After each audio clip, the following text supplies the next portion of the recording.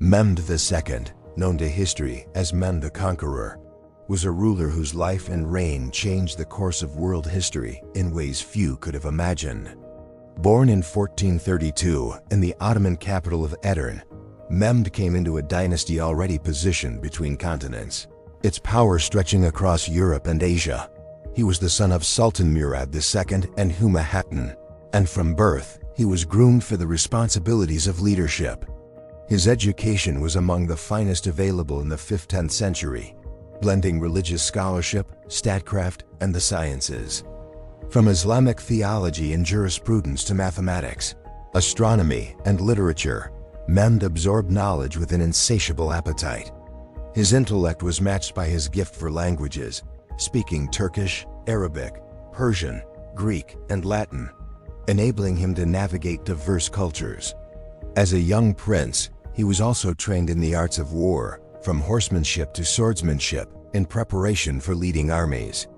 In 1444, his father abdicated, and the 12-year-old Mehmed unexpectedly ascended to the throne. This sudden transfer of power came at a dangerous time for the empire, surrounded by rival powers and restless territories. European leaders saw an opportunity in his youth, launching the Crusade of Varna to challenge Ottoman dominance. The danger was so great that Murad II returned to lead the army, defeating the Crusaders and safeguarding the realm. Mehmed's first reign ended soon after, as his father reassumed the throne to ensure political stability. Far from defeated, Mehmed used the years out of power to study and prepare for a return on his own terms. When Murad II died in 1451, Mehmed was 19 and ready to rule again, this time with greater confidence and vision.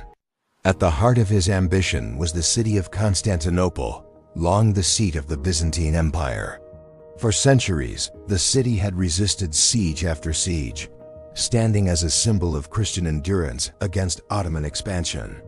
Its strategic location on the Bosporus made it a prize of immense economic and military value.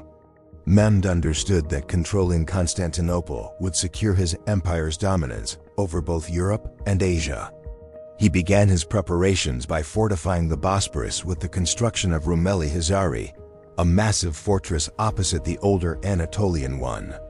This allowed him to cut off the city's supply routes by sea, tightening the noose before the siege even began. He also invested heavily in artillery, commissioning the Hungarian engineer Orban to create enormous cannons.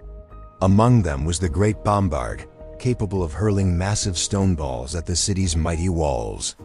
In April 1453, Mehmed's forces surrounded Constantinople, numbering perhaps 80,000 against the 7,000 defenders under Emperor Constantine XI. The defenders relied on their triple walls and the Great Chain blocking the Golden Horn to keep the Ottomans at bay. Mehmed responded with one of the boldest moves of his career, transporting ships overland into the Golden Horn. Using greased logs and manpower, he bypassed the chain and positioned his navy directly against the city's weaker defenses. For weeks, the city endured relentless bombardment from Ottoman artillery, each shot shaking the ancient walls. The Byzantines repaired breaches under fire, but the strain on their small garrison grew unbearable. On May 29, 1453, Mehmed ordered the final assault, sending wave after wave of troops against the city. The Janissaries, his elite soldiers, led the decisive attack that broke through the defenses. Emperor Constantine XI is believed to have died fighting, refusing to flee as the city fell. By the day's end, Constantinople was in Ottoman hands, marking one of history's most significant turning points. The fall of the Byzantine Empire ended over 1,000 years of Roman legacy in the East.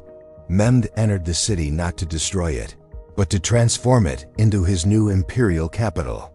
He renamed it Istanbul and declared it the heart of the Ottoman world, bridging East and West. Hagia Sophia was converted into a mosque, but Mehmed preserved many Christian institutions. He encouraged Muslims, Christians, and Jews to settle in the city, reviving its population and economy. The conquest sent shockwaves across Europe, prompting calls for new strategies against Ottoman expansion. Some historians view it as the event that helped spark the European age of exploration. Mehmed's ambitions did not end with Constantinople. It was only the beginning of his imperial project. In the Balkans, he conquered Serbia and Bosnia, extending Ottoman influence deep into Europe. In the Peloponnese, he subdued the Despotate of Morea, removing a long-standing Byzantine remnant. In Anatolia, he brought the Karamanids and other rival states under Ottoman control. His empire grew into a superpower straddling two continents, feared and respected by friend and foe alike. Mehmed also sought to dominate the seas, building a powerful navy to challenge Venice and Genoa. His fleets raided as far as southern Italy, capturing Otranto in 1480. The Italian campaign sparked fears that Rome itself could fall to the Ottomans. Though Otranto was later lost, it demonstrated the reach of Mehmed's power. He was not only a conqueror, but also a reformer and patron of culture. He reorganized the empire's laws, blending Islamic principles with practical governance. His reforms strengthened central authority and improved the efficiency of administration. Mehmed's court became a center of learning, attracting scholars, poets, and architects. Under his reign, Ottoman architecture began to take on its distinctive style. Mosques, schools, and markets transformed Istanbul into a global capital. Yet Mehmed could be ruthless, eliminating rivals without hesitation. His decisiveness in suppressing dissent maintained stability, but earned him a reputation for severity. By 1481, he was preparing another major campaign, possibly against Rhodes or deeper into Italy. Before the expedition began, he fell ill under mysterious circumstances. On May 3, 1481, Mehmed II died at the age of 49. The cause of his death remains debated, with some suggesting poisoning. His passing marked the end of an era, but not the end of his legacy. The Ottoman Empire he shaped would endure for centuries, influencing global history. Mehmed's conquest of Constantinople remains one of history's defining moments. It altered trade routes, military strategies, and the balance of power between East and West. To his admirers, he was a visionary who united cultures and created a new world order. To his enemies, he was an unstoppable force of conquest whose ambitions knew no bounds. His reign bridged the medieval and early modern eras, standing at the crossroads of civilizations.